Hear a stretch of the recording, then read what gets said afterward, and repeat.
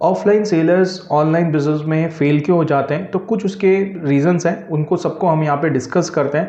तो देखिए, सबसे पहले तो पेमेंट टर्म होता है। तो अगर आप ऑफलाइन रिटेलर करते हैं या फैक्ट्री से सेल करते हैं तो यहाँ पे नॉर्मली पेमेंट जो होती है वो एडवांस होती है, कैश में होती है। तो आपने प्रोडक्ट दिया और कैश ले लिया। बट जो पोर्टल्स होते हैं वहाँ पे ऐसा नहीं होता है। तो वहाँ पे क्या होता है, 15 दिन बाद 7 दिन बाद पेमेंट्स आती हैं। तो ये थोड़ा सा उनको एक्सेप्ट नहीं होता है। दूसरा, एक रिफंड पॉलिसी होती है। तो अगर आपने अपनी शॉप से प्रोडक्ट सेल किया है तो नो एक्सचेंज नो रिटर्न आप वहाँ लिख देते हैं। बट यहाँ पे ऐसा नहीं होता है। यहाँ पे क्या होता है, 15 दिन बाद 30 दिन बाद भी प्रोडक्ट जो है वो रिटर्न कर सकता है बायर, डैमेज प्रोडक्ट भी वापस कर देता है एंड देन आपको उसको रिफंड करना पड़ता है। तो ये भी उनको थोड़ा एक्सेप्ट नहीं होता है। इसके अलावा अगर आप देखेंगे तो एडवर्टाइजमेंट कॉस्ट, तो नॉर्मली क्या होता है कि एडवर्टाइजमेंट, तो वो ये कहते हैं कि 15-20 साल से हम दुकान चला रहे हैं, हमने तो आज तक एडवर्टाइजमेंट में 1 रुपया नहीं खर्चा।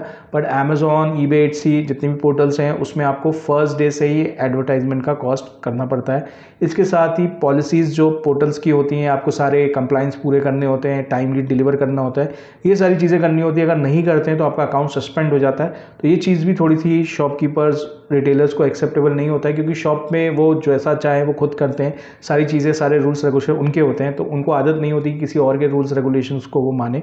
तो एक ये चैलेंज भी आता है। बट यहाँ पे जो उनको बेनिफिट वाली चीज़ें देखनी है वो ये है कि लो इन्वेस्टमेंट में वो अपने प्रोडक्ट सेल कर सकते हैं।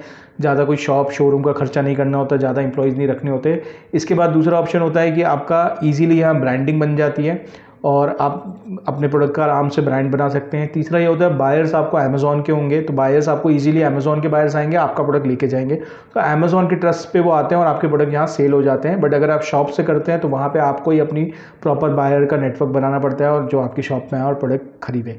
इसके साथ ही और भी 1-2 पॉइंट्स हैं जहाँ पे आप का जो कंपैरिजन अगर आप देखेंगे, एक ऑटोमेशन को और पकड़ लेते हैं तो ऑटोमेशन हो जाता है। आपने एक बार एफबी में प्रोडक्ट्स भेज दिए तो ऑटोमेटिकली सारी चीज़ें सेल हो रही हैं, ऑर्डर्स आ रहे हैं, पेमेंट्स आ रही हैं, आपको थोड़ा सा अपना पोर्टल देखना है, एड्स चलानी है, तो ऑटोमेट हो जाता है। बट शॉप में आपको डेली शॉप खोलनी पड़ेगी, बैठना पड़ेगा, पूरे टाइम आपको वहाँ रहना पड़ेगा। तो यहाँ पे भी ये डिफरेंस आता है। तो कुछ बेनिफिट्स भी हैं। तो आपको अभी क्योंकि ज़्यादातर चीज़ें ऑनलाइन की तरफ मूव हो रही हैं, तो ये जो न्यू प्रोसेस है, न्यू पॉलिसीज़ है, उनको एक्सेप्ट करना चाहिए ताकि आप यहाँ पे भी ये अच्छा कर पाएँ।